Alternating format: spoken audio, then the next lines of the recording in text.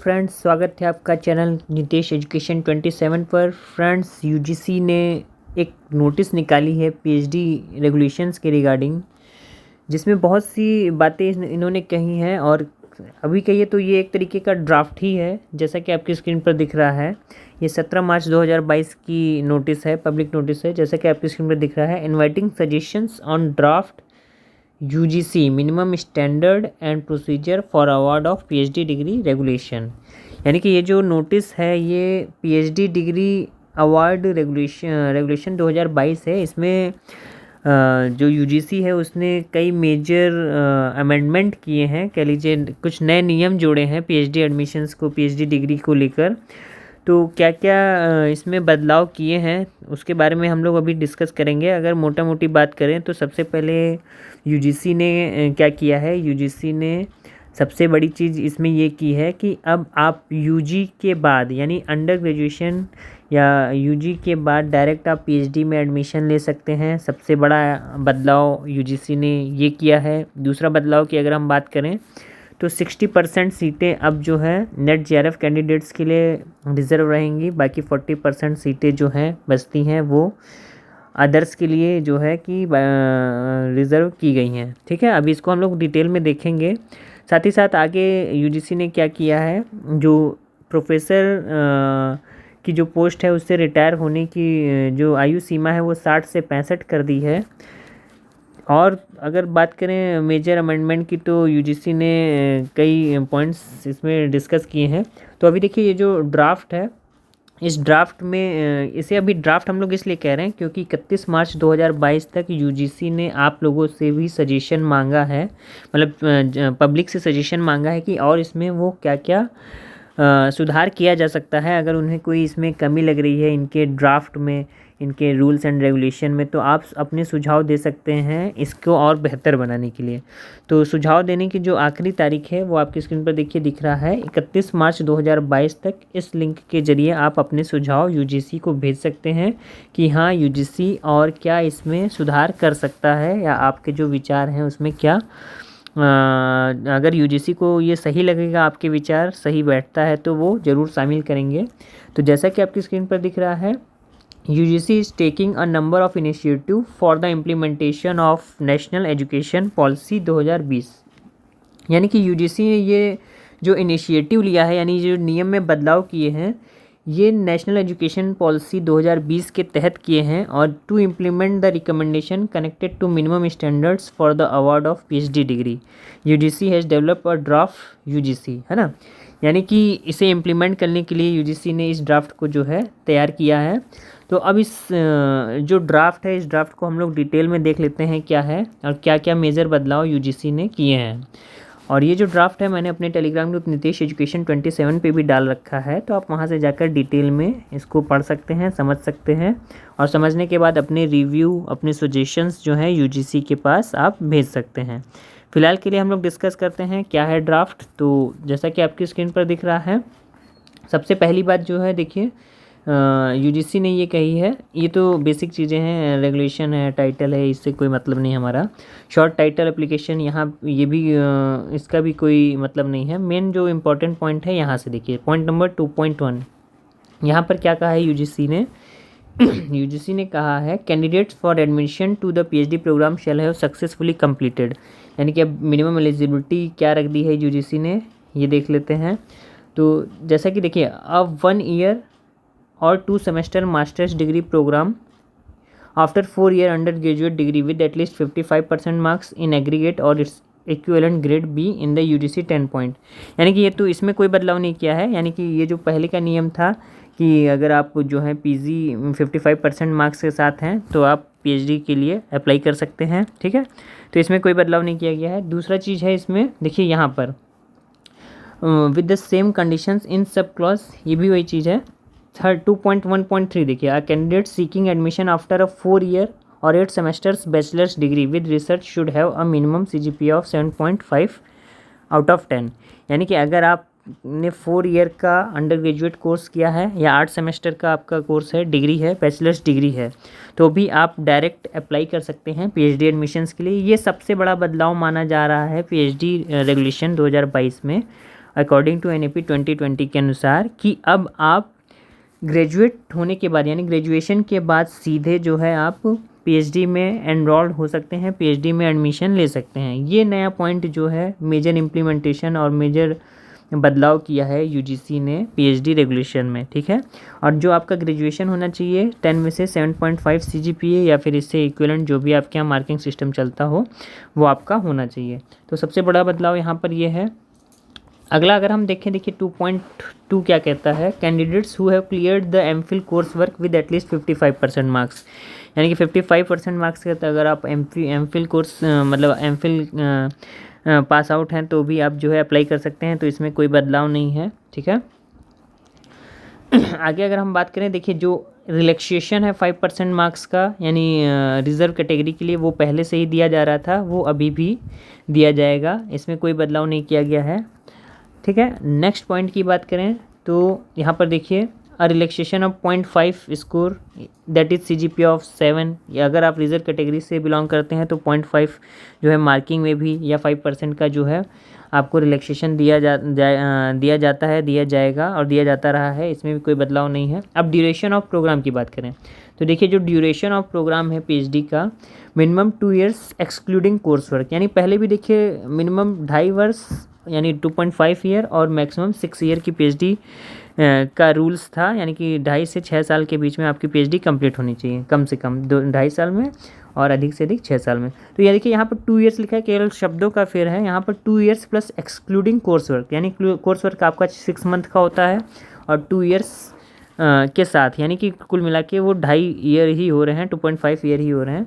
तो PhD programme के लिए मिनिमम कंप्लीट करने के लिए आपके पास 2.5 साल और मैक्सिमम जो है 6 साल का समय दिया गया है, ठीक है, इसमें भी कोई बदलाव नहीं किया गया है। 3.2 की बात करें तो यहाँ पर माफ़ कीजिएगा 3.3 की बात करें तो यहाँ पर देखिए अगर आप पर्सन विद डिसेबिलिटीज़ हैं या फिर वुमेन कैंडिडेट्स हैं तो आपको जो है 2 ईयर्स का रिलैक्सेशन दिया जाएगा पहले, ठीक है, relaxation of 2 years for a PhD programme in the maximum duration, ठीक है, यानी कि जैसे नॉर्मली 6 साल में आपकी PhD कंप्लीट होनी चाहिए, लेकिन अगर आप पर्सन विद डिसेबिलिटी हैं या फिर वुमेन कैटेगरी से बिलोंग करते हैं तो आपको 2 साल एक्स्ट्रा दिए जाएंगे, यानी 8 साल में आप अपनी PhD कंप्लीट कर सकते हैं, ठीक है। आगे अगर हम बात करें जो इन एडिशन वुमेन कैंडिडेट्स हैं, अगर उनको देखिए मैटरनिटी लीव भी प्रोवाइड की जा रही है, ठीक है, चाइल्ड केयर लीव भी है, कब तक, लगभग 240 दिनों की जो है पूरे PhD ड्यूरेशन के दौरान 240 दिनों का चाइल्ड केयर लीव या कह लीजिए मैटरनिटी लीव दी जाएगी महिलाओं को, ठीक है, और पर्सन विद डिसेबिलिटीज़ और महिलाओं के लिए 8 साल का यानी 2 साल का एक्सटेंशन भी दिया जा रहा है। तो ये इसमें नई बात कही गई है, ठीक है। आगे अगर हम बात करें for student exchanges provided that they contribute significantly to the completion of the thesis leave of absence, इसमें देखिए क्या है, जब से मान लीजिए कोई स्टूडेंट अपना सुपरवाइज़र चेंज करना चाह रहा है तो उसकी गाइडलाइन यहाँ पर दी गई है, तो इसको एक बार अपना लेवल से देख लीजिएगा, क्योंकि हर एक पॉइंट डिस्कस करने का मतलब ये है कि वीडियो काफ़ी लंबा हो जाएगा और बोरिंग लगने लगेगा। हम लोग यहाँ पर केवल इंपॉर्टेंट पॉइंट्स के बारे में बात करेंगे।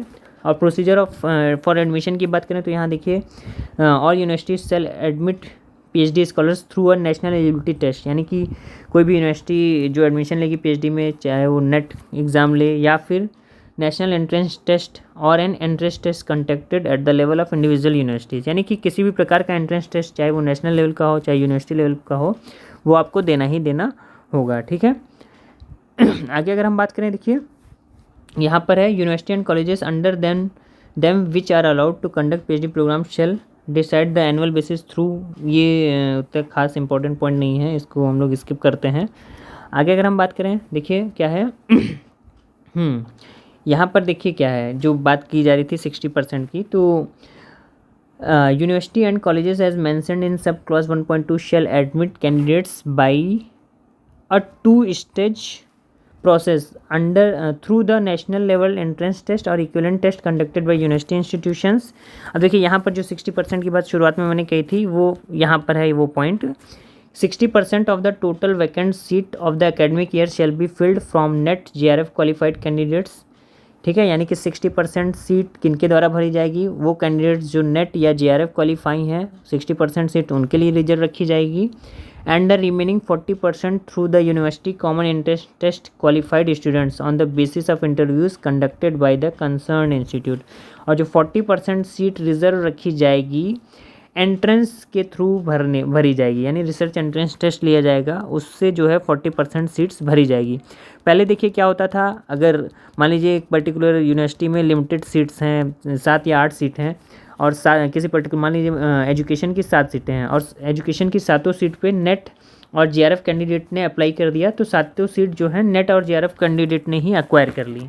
ठीक है, अब क्या होगा, मान लीजिए उस यूनिवर्सिटी में मान लीजिए 10 सीट हैं, तो 10 में से जो है 6 सीट जो है नेट और जेआरएफ के थ्रू भरी जाएगी, यानी नेट जेआरएफ कैंडिडेट वाले 6 सीट पर अप्लाई कर सकते हैं। बाकी की जो 4 सीटें हैं वो रिसर्च एंट्रेंस टेस्ट या आरईटी के थ्रू भरी जाएगी, एग्जामिनेशन के थ्रू भरी जाएगी। ठीक है, यानी कि 40% सीटें अब रिजर्व कर ली गई हैं, केवल 60% सीटों पर ही नेट जेआरएफ से एडमिशन लिया जाएगा। तो सबसे बड़ा बदलाव यहाँ पर ये किया गया है, यूजीसी ने पीएचडी रेगुलेशन में सबसे बड़ा बदलाव यहाँ पर ये किया है। ठीक है, सिलेबस की बात करें तो देखिए सिलेबस क्या होगा, the syllabus of the entrance test shall consist of question the test, यानी कि जो सिलेबस होगा एंट्रेंस टेस्ट का उसमें रिसर्च के क्वेश्चंस होंगे, एनालिटिकल रीजनिंग होगी, कॉम्प्रिहेंशन होगा और क्वांटिटेटिव एप्टीट्यूड से रिलेटेड क्वेश्चंस पूछे जाएंगे। यानी एक तरीके से कह लीजिए मैथ, रीजनिंग, रिसर्च और कॉम्प्रिहेंशन, यानी ये 4 सेक्शन से सिलेबस में क्वेश्चंस पूछे जाएंगे, एग्जाम में क्वेश्चंस पूछे जाएंगे। अगर हम बात करें देखिए the entrance test shall be conducted at the centre, ये अब देखिए यहाँ पर क्वालिफाइंग मार्क्स क्या होगा एंट्रेंस टेस्ट का, 50% मार्क्स क्वालिफाइंग मार्क्स रखा गया है। जैसे मान लीजिए 100 नंबर का एंट्रेंस टेस्ट हो रहा है तो आपको 50 नंबर लाने होंगे पास होने के लिए।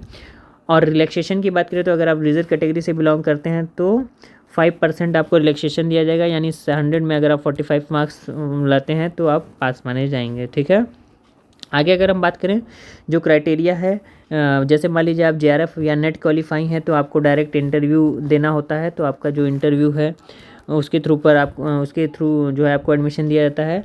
और अगर आप रिटन टेस्ट और प्लस इंटरव्यू यानी कि आप एंट्रेंस देकर आए हैं तो 70 मार्क्स का रिटन टेस्ट और 30 मार्क्स का जो है इंटरव्यू है उसको क्वालिफाई करने के बाद मेरिट लिस्ट प्रिपेयर की जाती है। तो ये पहले से चला आ रहा है, इसमें कोई बदलाव नहीं किया गया है। ठीक है, आगे अगर हम बात करें देखिए द एरियाज ऑफ रिसर्च, ये नहीं, यहाँ पर देखिए allocation of research supervisor. Research supervisor का एलोकेशन कैसे होगा, देखिए any regular professor, associate professor of the university college with at least 5 research publication, यानी कि वो ही प्रोफेसर या एसोसिएट प्रोफेसर या असिस्टेंट प्रोफेसर रिसर्च स्कॉलर को कंडक्ट कर सकता है या रिसर्च स्कॉलर अपने अंडर में ले सकता है जिसके पास क्या हो, at least 5 research publication in peer reviewed, यानी उसके पीयर रिव्यूड में कम से कम उसके 5 रिसर्च पब्लिकेशन हो या फिर रेफर जर्नल्स में 5 रिसर्च जो है कि पब्लिकेशंस हो। ठीक है, आगे देखिए क्या है, any regular assistant professor of the university with a minimum of 5 years teaching research experience with a PhD degree, या फिर यहाँ पर देखिए लिखा है असिस्टेंट प्रोफेसर, अगर आप असिस्टेंट प्रोफेसर हैं तो आपके पास 5 साल का टीचिंग एक्सपीरियंस होना चाहिए पीएचडी डिग्री के साथ, एंड एटलीस्ट 3 रिसर्च पब्लिकेशन, और 3 रिसर्च पब्लिकेशन पब्लिश होने चाहिए अगर आप जो है असिस्टेंट प्रोफेसर हैं तो ये बेसिक क्राइटेरिया है किसी भी स्टूडेंट्स को अपने अंडर में पीएचडी कराने के लिए। ठीक है, नेक्स्ट अगर हम बात करें तो रिसर्च सुपरवाइज़र का, जैसा कि मैंने कहा कि 60 जो मैक्सिमम नंबर ऑफ़ कैंडिडेट्स है वो कितने ले सकता है, तो जैसे प्रोफेसर है तो वो अपने अंडर में 8 पीएचडी स्कॉलर्स को पीएचडी करा सकता है एक समय में। एसोसिएट प्रोफेसर है तो वो 6 लोगों को पीएचडी करा सकता है अपने अंडर में, और अगर कोई असिस्टेंट प्रोफेसर है तो वो 4 लोगों का रिसर्च सुपरवाइज़र बन सकता है पीएचडी स्कॉलर्स का। तो इसमें कोई बदलाव नहीं किया गया है, ये पहले भी यही क्राइटेरिया था। ठीक है, आगे अगर हम बात करें देखिए जो इम्पोर्टेंट पॉइंट्स हैं उसके रिगार्डिंग आगे अगर हम देखें तो यहाँ पर आ जाइए, यहाँ पर देखिए कोर्स वर्क की बात करें तो देखिए क्या है, कोर्स वर्क में यहाँ पर minimum number of the credit requirements for the PhD programme should be at least 12 credits, यानी कि यहाँ पर मिनिमम कितने क्रेडिट की ज़रूरत होगी पीएचडी प्रोग्राम के लिए, कम से कम 12 क्रेडिट आपको गेन करना होगा और मैक्सिमम 16 क्रेडिट्स आपके होने चाहिए। ठीक है, यानी 12 एटलीस्ट 12 क्रेडिट्स तो आपके पास होने चाहिए। आगे देखिए क्या है, the course work shall be treated as prerequisite for PhD preparation, a minimum of 4 credits shall be assigned to 1 or more course on research methodology which could cover areas, यानी कम से कम कोर्स वर्क के लिए कम से कम 4 credit आपको, देखिए क्या लिखा है, अ minimum of 4 credit shall be assigned, यानी अगर आप course work during course work है तो 4 क्रेडिट जो है अलॉट आपको गेन करने होंगे। ठीक है, किन किन एरियाज़ में, quantitative methods, qualitative methods, computer applications, research ethics and review of published research in the relevant field work, इसमें जो है आपको कम से कम 4 क्रेडिट गेन करने होंगे। ठीक है, तो इससे रिलेटेड, ये क्रेडिट से रिलेटेड क्राइटेरिया है, इसको एक बार ध्यान से देख लीजिएगा। और इस पूरे को पढ़ने के बाद, पूरे ड्राफ्ट को पढ़ने के बाद आपको लगता है कि इसमें अभी भी कोई कमी है, आप अपना सजेशंस ऐड करना चाहते हैं, तो यूजीसी ने जो है पूरी लिंक दे रखी है, आप उसको जो है कि अपना सजेशन लिंक के थ्रू यूजीसी को दे सकते हैं। ठीक है, रिसर्च एडवाइजरी कमेटी यहाँ पर है, फंक्शंस है, इसका कोई मतलब नहीं है अभी यहाँ पर, इसको देख लीजिएगा। Evaluation and assessment method, standard for award of the degree ETC, ये सारी चीज़ें पुरानी चीज़ें हैं, इसमें भी कोई बदलाव नहीं किया गया है। आगे अगर हम बात करें तो यहाँ पर जो है कि नेक्स्ट देखिए पॉइंट नंबर जो है, इधर आ जाइए, हाँ, PhD through distance mode and in regular employment. तो देखिए, not with standing anything content in this regulation और एनी अदर रूल और रेगुलेशन, यानी कि यूजीसी कहता है कि PhD डिस्टेंस मोड से कहीं पर भी नहीं होती है। ठीक है, यानी कि for the time being in force no university college shall conduct PhD programme through distance education mode या ऑनलाइन मोड, यानी कि कोई भी यूनिवर्सिटी जो है कि डिस्टेंस मोड या ऑनलाइन मोड से PhD कंडक्ट नहीं करा सकती है, ना कराएगी, ना होती है। ठीक है, 11.2 क्या कहता है, candidates in service shall be allowed to do PhD provided all the eligibility condition mention in the extent PhD regulation are met. यहाँ पर ये कहा गया है कि अगर आप इन सर्विस हैं, यानी आप गवर्नमेंट एम्प्लॉय हैं या सर्विस में हैं, तो आप पार्ट टाइम PhD कर सकते हैं। किस कंडीशन में, जो PhD रेगुलेशंस हैं उसके अंडर में, उस कंडीशन को फॉलो करते हुए। ठीक है, यानी आप PhD केवल पार्ट टाइम आपको अलाउ है, और वो भी कब, जब आप जो हैं, अगर आप जो हैं जॉब में हैं। ठीक है, उसके एनी अदर कंडीशन में आप PhD जो है पार्ट टाइम नहीं कर सकते हैं। ठीक है, यहाँ पर D specification of MPhil degree, देखिए कहा यह भी जा रहा है कि अब 2022-23 से एमफिल को पूरी तरीके से बंद कर दिया जाएगा, क्योंकि नेशनल एजुकेशन पॉलिसी 2020 में भी NEP एमफिल कोर्स को बंद किए जाने की बात बहुत तेज़ी से ज़ोरों शोरों से उठी थी। तो मोस्ट चांसेस ये हैं कि अब एमफिल को यहीं पर स्टॉप कर दिया जाए, 2022-23 से ख़त्म कर दिया जाए। ठीक है, यानी कि 2022-23 तक के जितने एमफिल डिग्री होल्डर हैं उनको अवॉर्ड करके ये एमफिल कोर्स को बंद ही कर दिया जाएगा। ठीक है, तो ये थी कुछ खास पॉइंट्स जो यूजीसी रेगुलेशन एक्ट के रिगार्डिंग मैंने आपको बता दिए। आशा करता हूँ ये इन्फॉर्मेशन आपको अच्छी लगी होगी, और आपके भी कुछ सुझाव हैं इस रेगुलेशन एक्ट से रिलेटेड, या आप भी अपनी तरफ से कोई जानकारी ऐड करना चाहते हैं तो ज़रूर कमेंट के द्वारा बताइए, और यूजीसी के पास ज़रूर अपने सुझाव भेजिए। और अगर आप UGC net paper first, paper 2 education, साथ ही साथ किसी भी प्रकार के रेगुलर अपडेट्स पाना चाहते हैं, चाहे वो PhD नोटिफिकेशन से रिलेटेड हो, चाहे जॉब से रिलेटेड हो, तो ज़रूर चैनल को सब्सक्राइब, लाइक एंड शेयर कीजिए। वीडियो थोड़ा सा लंबा हो गया, उसके लिए माफ़ी चाहता हूँ। मिलते हैं नेक्स्ट वीडियो में। थैंक यू सो मच, आपका दिन शुभ हो।